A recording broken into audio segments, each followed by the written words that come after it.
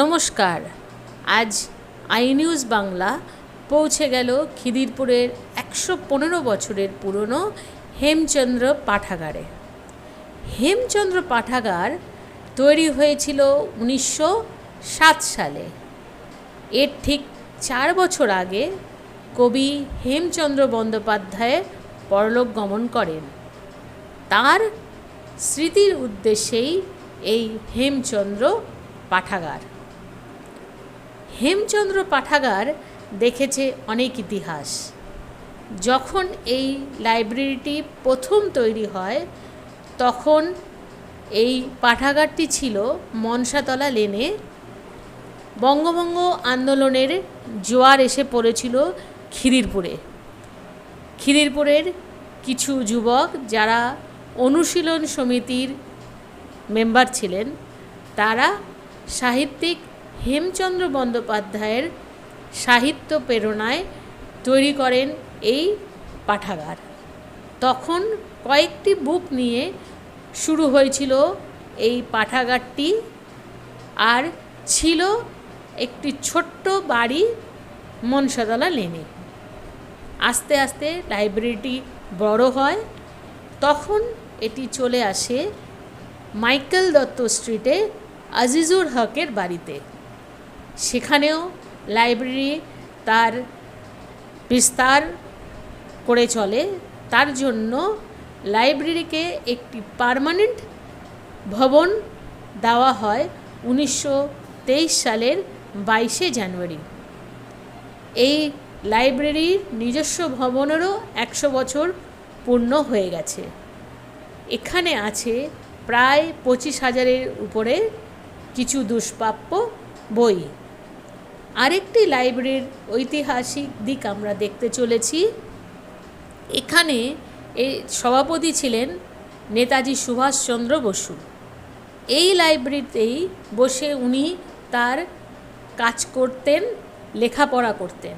আমরা দেখতে পাচ্ছি সেই টেবিলটি। আসুন আমরা জেনে নিই এখনকার সম্পাদকের সঙ্গে কথা বলে। ২০১৬ সালের ১৭ই জানুয়ারি থেকে সম্পাদক পদে রয়েছি আর কি, এখনো রেখে দিয়েছেন এনারা। আচ্ছা, আপনার এই লাইব্রেরিতে কতজন মেম্বার?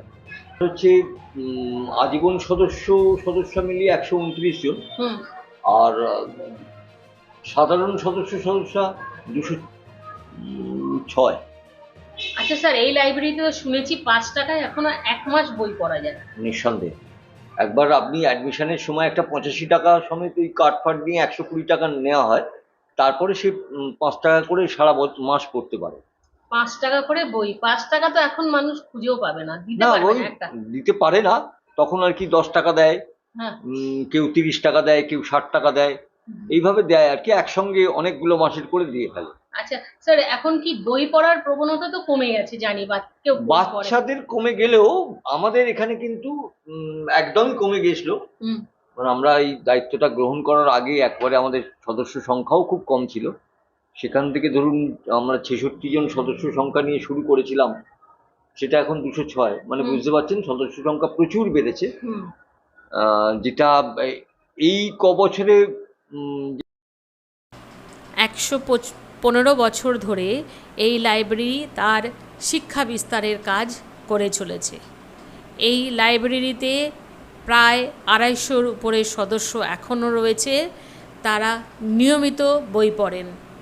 আসুন আমরা এই লাইব্রেরির ২ কর্মীর সঙ্গে কথা বলে নিই। নমস্কার। রুমকি দাস। ম্যাডাম, কত বছর ধরে লাইব্রেরির সঙ্গে যুক্ত? আমার প্রায় ১১ বছর হতে চলল। ১১ বছর? ১০ বছর কমপ্লিট করে ১১ চলছে। বাচ্চাদের মধ্যে কি বই পড়ার উৎসাহটা অনেক কমে গেছে? অনেক কমে গেছে। এখন তো কেউ বই পড়ে না, হাতে মোবাইল হয়ে গেছে না, সব বই পড়ে না। তো তার মধ্যে আপনারা চেষ্টা চালিয়ে যাচ্ছেন একটু যদি পড়াতে পারি এই লাইব্রেরির। ম্যাডামের আপনি কত বছর? ৬ বছর। আপনি এখানে কি করেন? আমি অফিসিয়াল কাজ করি, এবং বই দেওয়া নেওয়ার কাজটা করি। আচ্ছা, চলুন। এই লাইব্রেরি এখন মডার্নাইজের দিকে এগিয়ে চলেছে, কম্পিউটারাইজড হয়েছে, বইগুলো ওনারা কম্পিউটারে তুলে রাখছেন। ওরা চাইছেন যে আরও বেশি পাঠক আসুক, আরও বেশি বই পড়ার অভ্যেস আবার সবার মধ্যে গড়ে উঠুক। বালক কিশোর ছাত্রছাত্রী বিভাগ চলুন।